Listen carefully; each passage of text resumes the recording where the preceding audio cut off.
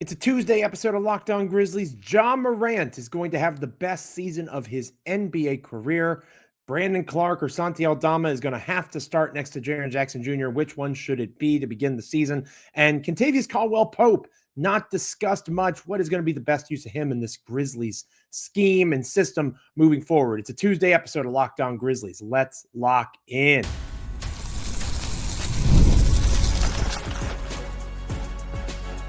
You are Locked On Grizzlies, your daily Memphis Grizzlies podcast, part of the Locked On Podcast Network, your team every day.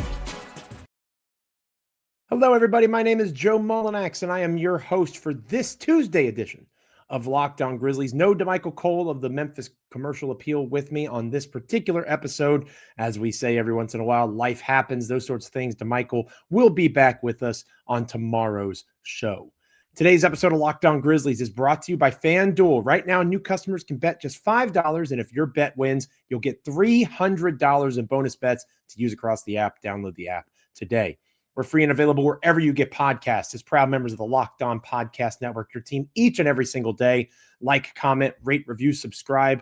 Apple, Spotify, Amazon, Google, YouTube, literally anywhere you get a podcast. Make our little corner of the internet we like to call Locked On Grizzlies your first listen, your first watch each and every time an episode drops. And with the season rapidly approaching, just a week away from training camp, officially opening, now is a great time to get back into the swing with us here at Locked On Grizzlies. And I hinted on yesterday's show that I had a hot take about one Ja Morant. And I know I've got some folks fired up with me. I believe it was last Thursday when I talked about, a little bit of a trick saying that we were asking too much of Ja and how he was, because he is as the silly top 100 list. And again, if you're on YouTube, I'm showing it as we speak. If you're not on YouTube, Ja Morant was ranked number 28 on the Locked On NBA top 100 players list, which was ridiculous then. It still remains ridiculous. And I'm not going to belabor that point. I've talked about it a lot.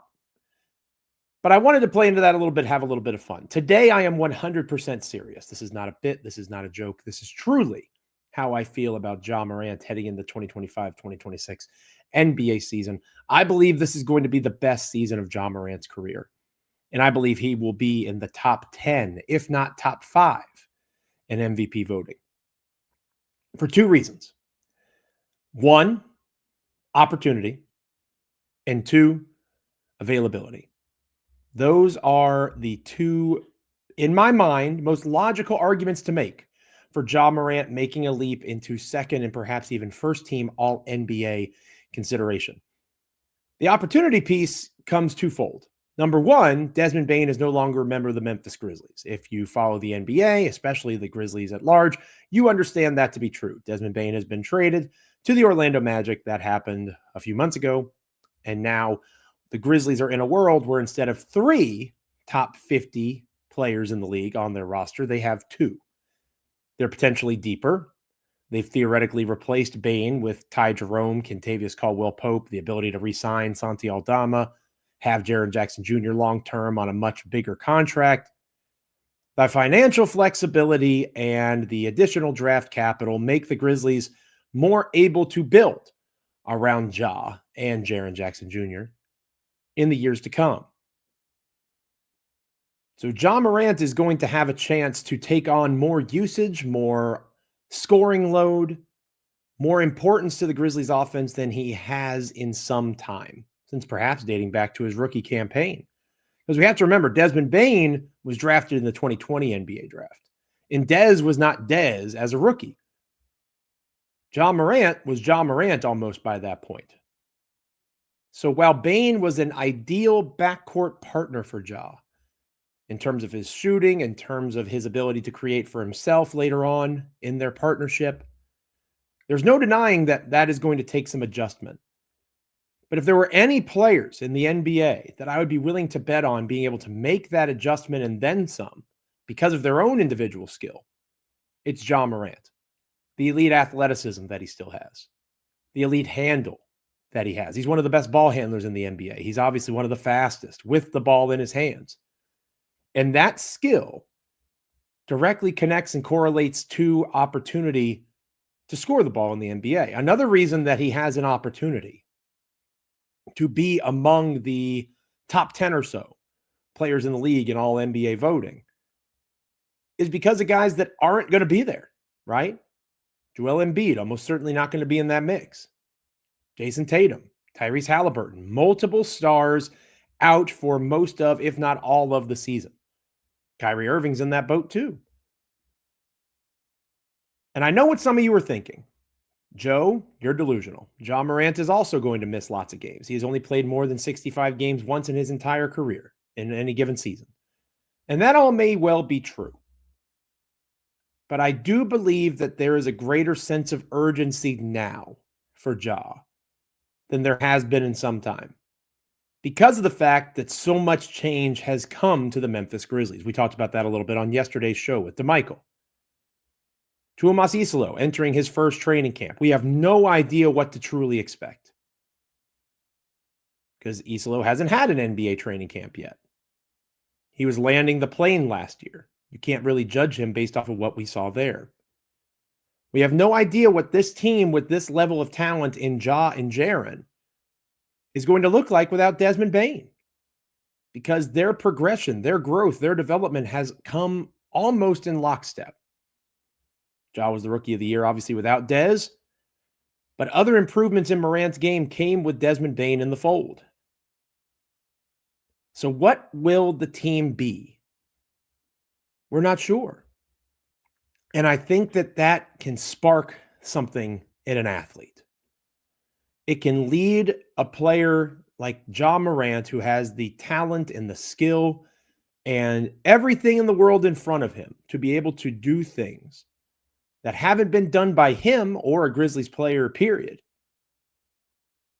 And I do see that opportunity being something that Morant is inspired by. I think that Ja will come into this season with a mentality to attack the rim, to attack on the defensive end of the court. He is going to be given carte blanche to do what he deems necessary on the offensive end. That is one thing that we can infer about a Tuomas Isalo system. The importance of Zach Edey, that's clearly there. And the importance of Ja Morant in terms of that initial screen, that initial action at the top or at the side of the key to try to get into offense. The screens that matter there and the creation off of that space that is created by that screen. There are few, if any, in the NBA better than Ja Morant when you combine vision, handle, the ability to get to the paint. But the one caveat to all of this ceiling for Ja being a top 5 or 10 player in the league, is he has to rediscover some of that audacity. And that's one of the hardest parts. How much of what Ja Morant's mentality was connected to everything that Ja does beyond basketball and two? Or can he channel that energy to the basketball court in particular? I'm optimistic, thanks to the grenade throwing response to folks giving him a hard time for his celebrations last season, that he can channel it in a basketball sense. Because this is a guy who wants to be his authentic self whenever possible. And on the basketball court, it's pretty clear that that's the cleanest avenue for him to do just that. So the audacity, the dunks, the willingness to try to dunk on anybody. You have to be selective. I'm not saying he does that on a random Tuesday night against the, Milwaukee Bucks.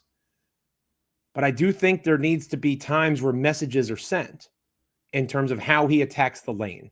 He can't change who he is as a basketball player, because who he is as a basketball player is what got him to this point. You can change your skill sets. You can develop your mid-range jumper. You can find yourself in better position to get better lift on a three-point shot. There are ways in the offseason to add tools to the toolkit. But to take away from what competition did to you, to mold and mix your mind, the audacity, I keep coming back to that word, that Ja Morant played with. If he can bring that back and stay on the court and walk that line, I think that we are looking at a guy that has a ceiling that is dark horse MVP contender. And that's exciting. I'm excited for the season ahead for Ja Morant. What say you? Let me know in the comments. Hit me up on social media. Ja Morant's 2025-2026 ceiling, what do you see it as? When we come back here on Locked On Grizzlies, we're going to continue this conversation, not necessarily about Ja, but we are going to talk about another major component to the beginning of the season with Zach Edey missing the start of the regular season. Who should be the starter next to Jaren Jackson Jr.? We're going to play pros and cons with Brandon Clark and Santi Aldama. Stick around here on Locked On Grizzlies. Today's episode of Locked On Grizzlies is brought to you by Monarch Money. Most people can't name all their financial accounts or even what they're worth, whether it's 401ks, properties, or investments. And when you don't have the full picture, you could end up leaving money on the table. That's why there is Monarch Money. It's an all-in-one personal finance tool that brings your entire financial life together in one clean, easy-to-use interface on your laptop or your phone. Monarch is built for people with busy lives. If you've put off organizing your finances, Monarch is for you. Monarch does the heavy lifting for you. You can link all your accounts in minutes, see clear data visuals, get smart categorization of your spending, and finally feel in control of your money without ever touching a spreadsheet. You can maximize investments, increase your savings rate, easily review finances with your partner, spouse, whoever, or even your financial advisor, keeping a clear view of your financial health week to week as well as long term. Don't let financial opportunity slip through the cracks. Use the code LOCKEDONNBA at monarchmoney.com in your browser for half off your first year. That's 50% off your first year at monarchmoney.com with the code LOCKEDONNBA. Brandon Clark, Santi Aldama, two guys that have clean bills of health in the case of Clark, or they have a fresh new contract in the case of Santi Aldama. Two guys that have been key reserves for the Memphis Grizzlies at multiple times over the last several years. But with the injury to Zach Edey, you are going to see one of those two almost certainly be the starting big next to Jaren Jackson Jr. What will that look like depending on which player is the choice? For me, I am really intrigued, as I mentioned earlier in the show, in this idea of Ja Morant being the fulcrum point, being the key cog to the Grizzlies offense. I am all in on Ja Morant. And in theory, the Grizzlies should be all in on Ja Morant because he is the one true max contract player that they have on their roster. Jaren Jackson Jr. signed a major extension, big pay raise, not a true max contract. So Ja's the guy, at least in terms of finances. So going all in with him, whether you agree or disagree because of his mentality or his health, I'll leave that up to you. But from a financial standpoint, the Grizzlies have made their choice. This is Ja Morant's team, with Jaren Jackson Jr. being very much in that mix too. When you look at the starting five, and you assume that Kentavious Caldwell-Pope, who we'll talk more about in a little bit, is in, right? He's in that conversation in some way, shape, or form. And then you assume that Jalen Wells on the perimeter, also in that conversation. You have two really good defenders that are almost certainly going to be starters for this Grizzlies team. And I personally would lean into that idea of defense starting the game off on a strong note. So I would go Brandon Clark ahead of Santi Aldama in terms of how the Grizzlies begin this season, because there's so much data that suggests that Jaren Jackson Jr. and Brandon Clark are two of the best defensive bigs, especially when they're together in the NBA. The switchability, the capacity to change roles on the fly. They know each other really well on that end of the court. They have a lot of chemistry defensively. And Brandon Clark, although he is undersized as a center, he's 6'8" roughly. He's undersized, but his leap ability, his extension defensively, his role is in the dunker spot offensively in terms of pick and roll sets. He plays bigger than what his size actually is. But he has the athleticism and the movement coming off of that PCL sprain of his knee, being 100% cleared, as DeMichael reported last week. That, to me, holds greater value for what the Grizzlies are trying to do this season than putting Santi out there with Jaren and the offensive opportunity that would exist there. Now, there's trade-offs, right? And by all means, hit me up in the comments. Let me know on X, at Joe Mullinax, how you're feeling about this idea of Clark over Santi. Jalen Wells is limited offensively. DeMichael has talked about that, and I don't disagree with that mentality. Jalen can shoot. We know that. But in terms of that secondary creation that Desmond Bane was so good at, that is not Wells' strength at this stage of his career. And it's not really Kentavious Caldwell-Pope's strength either. KCP is at his best, and we'll talk more about this, when he's able to stand in the corner or stand at the three-point line. Somebody creates for him, gets him an open look, and he takes it. KCP is not somebody that you have creating off the dribble, making extra passes either. So Santi Aldama and Ty Jerome, to a lesser extent, are definitely going to be those offensive pieces that are asked to do that more than a KCP or a Jalen Wells. But if you have strong defenders on the perimeter already and you're leaning into that angle, and maybe they're not, right? Maybe KCP is not a starter. We'll talk more about that. But if it's Wells and Kentavious Caldwell-Pope, I would go all in on that. And if you put Brandon Clark out there next to Jaren Jackson Jr., that allows for you to have 4+ to elite, in the case of Jaren, defenders around Ja. And it gives Ja the chance to defend whoever the least impactful offensive player within logical reason, right? You're not going to have him defend Domantas Sabonis or Sengun from Houston. But you're going to give Ja the chance to take the keys to the kingdom offensively, not have to overwhelm himself defensively, although he has improved on that end. And the other 4 can cook. And it allows for Jaren to be the true second offensive option where he should thrive next to Ja. Jaren has to be able to create offensively for others, and that's something that DeMichael and I can talk more about tomorrow, later on this week, down the road here on Locked On Grizzlies. He hasn't done that consistently enough. That's a major key component to success this season for Memphis too. But Clark has that experience. He has that defensive ability. He has the switch ability. He can defend multiple positions. Santi Aldama theoretically can do the same, but Santi is not the defender that Clark is. He doesn't have that lateral movement. He doesn't have that capacity. And Jaren can still play the 4, quote unquote, with Brandon Clark next to him. It sounds like an oxymoron. Doesn't sound like it makes a ton of sense because Clark is smaller, at least in terms of height, than Santi Aldama. Santi is about 6'11". So you would have a Twin Towers kind of situation with Jaren and Santi, but their offensive games are too similar. That's another reason why I would go Clark over Santi. Jaren and Santi both are perimeter-based bigs. You need somebody that can roll to the rim. You need somebody that can be that aggressive finisher, that can catch lobs from Ja in the pick and roll. And that's Clark. That's not Santi. You want Santi on the perimeter. He's an offensively skilled player. You want him to have those chances to create those shots on his own. And obviously, Jaren is one of the best isolation scorers in the entire NBA. So Jaren's going to have those chances to get more one-on-one looks with Ja, hopefully being more aggressive on the offensive end to look for his own shot, like we talked about a little bit earlier. So I think that positionally, even though it's not entirely logical because of Clark's size, I think that Clark is the more true center. Clark is the guy that goes out there and actually gives you what you need from that position more than anybody else on the roster, not a Jock Landale or anybody like that.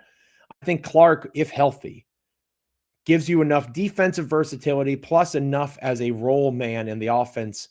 He's not going to be the screen center that Zach Edey is because, physics is a thing, right? I think he gives up 8 inches and about 50 pounds to Zach Edey. So Edey is going to be a better screener just because he physically has the tools to do so. But I do see Clark being the better option in that 2-man game with Ja on the offensive end, and then the 2-man game defensively with Jaren Jackson Jr. on the other side of the court. I'm excited for both of those partnerships to flourish. Clark has obviously been with Jaren and Ja since the beginning. Clark was a part of that 2019 draft class with Ja Morant. They have chemistry in a time where there's a lot of change going on in the Grizzlies organization, leaning into the guys that know each other best, that can really help this team get off to the fast start that it needs. That would be my preference. So I would go Brandon Clark starting next to Jaren Jackson Jr., not Santi Aldama. Let me know on X at Joe Mullinax. Hit me up in the comments. Do you agree? Do you disagree? I'm sure there will be lots more conversations about rotations in the days and weeks to come. When we come back here on Locked On Grizzlies, we're going to close out this episode of the show, taking a look at Kentavious Caldwell-Pope. What's his best role on the team? After that segment, you probably have an idea of where I'm leaning, but I look forward to talking it out a little bit more with you guys coming up. Stick around here on Locked On Grizzlies. Today's episode of Locked On Grizzlies is brought to you by FanDuel. The NFL season is upon us, and FanDuel is making sure that you are ready for kickoff with a can't-miss offer. Right now, new customers can bet just $5, and if your bet wins, you will get $300 in bonus bets to use across the app. I love using FanDuel. It fits however you like to bet, whether it's player props, building a same-game parlay, or even jumping in live as the action unfolds. It can make every game more exciting, whether you're watching your team, like for me, it's the Washington Commanders. For DeMichael, it's the Green Bay Packers, or just keeping an eye on your fantasy lineup. It's quick, easy, and the best way to add a little bit more energy to your Sunday. So, are you ready to play? Download the FanDuel app now by visiting FanDuel.com to get started. That's FanDuel.com to place your first $5 bet. Do it today. Kentavious Caldwell-Pope, we have talked about here on Locked On Grizzlies before, of course. It's assumed by most, I would imagine, that he will be in that starting lineup mix on the wing. The Grizzlies are looking for dogs. Talked about that a couple of times now, and Kentavious Caldwell-Pope is most certainly that. But he signs this contract with the Orlando Magic, disappoints in his year with the team, and the Grizzlies are taking a flyer on the guy. Is he simply cap fodder to make the Desmond Bane trade work? I don't think so. I think the guy that was more true for, Cole Anthony, is no longer on the roster, right? The Grizzlies clearly preferred Ty Jerome to Cole Anthony. So I am more of the mind that KCP is a part of the long-term, at least this season, conversation of where the Grizzlies are going to go. And his best role is as that starting wing that takes on difficult defensive assignments for me. Because I think that with Ty Jerome in the fold, who can play either combo guard spot, with Santi Aldama in the fold, we've already established he'll be a reserve, even with, Zach Edey out. I think Brandon Clark should be the starter. Santi is that combo forward, combo front court player that can fit and mix and match and mold with a lot of different lineup combinations. I think the KCP, the thing to maximize Caldwell-Pope's value is to make sure that he plays with Ja Morant and Ty Jerome as much as possible. I don't know that I would have him align with Scottie Pippen as much, simply because Ja and Ty have offensive tools that Scottie, while Scottie is an underrated offensive player, I think that Ja and Jerome are going to get more attention than Scottie will. And that will allow for KCP to be the offensive spacer that he has shown the capacity to be. His best seasons were alongside Nikola Jokic out in Denver, and that shouldn't surprise anybody. Jokic is arguably the best creator of offense, both for himself and for others, in the entire NBA right now. So when you have a top 10 or 12 all-time player on your roster that's capable of doing the things that Jokic is capable of doing, naturally KCP is going to have the opportunity to get open looks.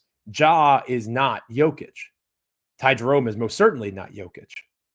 But you're going to have guys in Memphis that are going to command that attention, that are actually going to be able to get KCP the ball. That was the issue in Orlando. There was no true point guard. That's not Jalen Suggs' strength. And Orlando, they have Tyus Jones now. But the Magic still struggle in that space outside of Jones. Who is going to get these guys the ball? They have lots of talented scorers and creators, but if they see Desmond Bane as that kind of guy, they're going to be disappointed. I've talked to folks on covering the Magic about that. KCP needs those types that are going to be able to take the, I hate the term, but gravity that they have and utilize it to get him open looks. And so he can get in rhythm. That is the best use of Caldwell-Pope at this stage. Plus as a slasher, right? That's the secondary idea for him offensively. You set up yourself, you show that you can shoot. KCP still has the ability to cut to the basket. And being able to find that guy off of, high lows and things of that nature offensively, that's going to be a major use of him as well. But I think him being a starter and being that veteran player, Parker Fleming of Subsacalitas wrote about this recently, Ja and Jaren are the veterans. Right? They are the veteran players on this team. They have been around since 2018 in the case of Jaren, 2019 in the case of Ja. But KCP has been to the mountaintop. He's won a championship. He knows what it takes. He's kind of like a Marcus Smart replacement in that way. Can he be the guy that helps these guys when things get tough? Can he help be the spiritual guide through the adversity of an NBA season? Remains to be seen. But Ja and Jaren have not been out of the semifinals of the Western Conference. KCP has been in the mix at the highest levels of NBA basketball on numerous occasions. So I do believe in his value as a veteran in that space.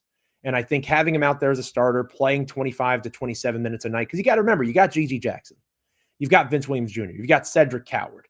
You have numerous younger wings that the Grizzlies, Zach Kleiman, their GM, the coach, Tuomas Isalo, they almost certainly are hopeful that these guys are going to be able to take the mantle from KCP and be the talented scorers in the case of Gigi, two-way players in the case of Vince Williams Jr., the hypothetical greatness of Cedric Coward that so many people see the potential, but we have to see it actually come to fruition. It actually has to be before you can get too excited about it. I get all of that completely.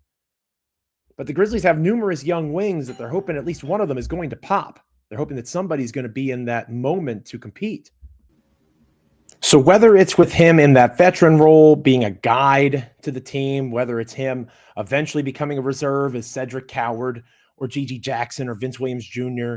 is able to take on that mantle, however it plays out, I think that starting the season, you need KCP to be that defensive maven. You need him to be that mentally tough, come out every night and compete, not to be a model of the behavior, because I think Ja and Jaren have been around enough that they should be able to do that themselves. But you have to keep in mind, this Grizzlies roster is still pretty young beyond those guys, right? Jalen Wells going into his second season. Zach Edey going into his second season. Gigi Jackson, although he's going into his third season, is still one of the youngest players in the NBA. So you have numerous pieces on this team, even if it may not be Ja and Jaren, that need to be shown the way to be an NBA player and how to compete in practice and how to defend at a high level and understand film study and prepare like a professional basketball player should. To go all in on youth would be a mistake. And I think the KCP brings a level of intensity.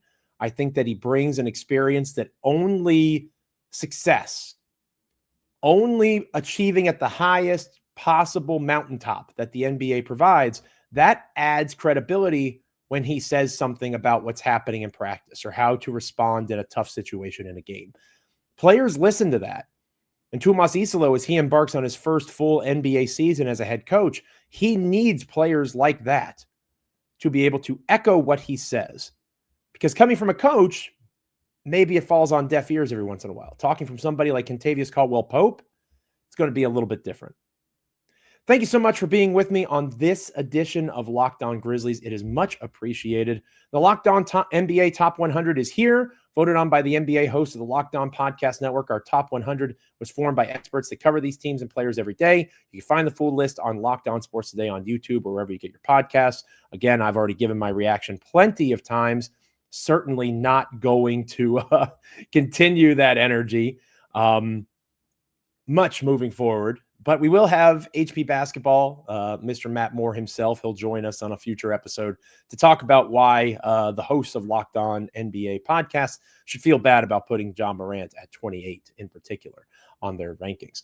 Make sure you're liking, commenting, rating, reviewing, subscribing wherever you get your podcast, Apple, Spotify, Amazon, Google, YouTube. Make DeMichael and I a part of your NBA and Memphis Grizzlies content consumption each and every time that an episode drops. We should be back together tomorrow, continuing our journey. Maybe we look at Jaren Jackson Jr.'s ceiling for the season ahead, all sorts of other angles that we can take as we continue to grind closer and closer to Media Day and the start of the 2025-2026 season with training camp.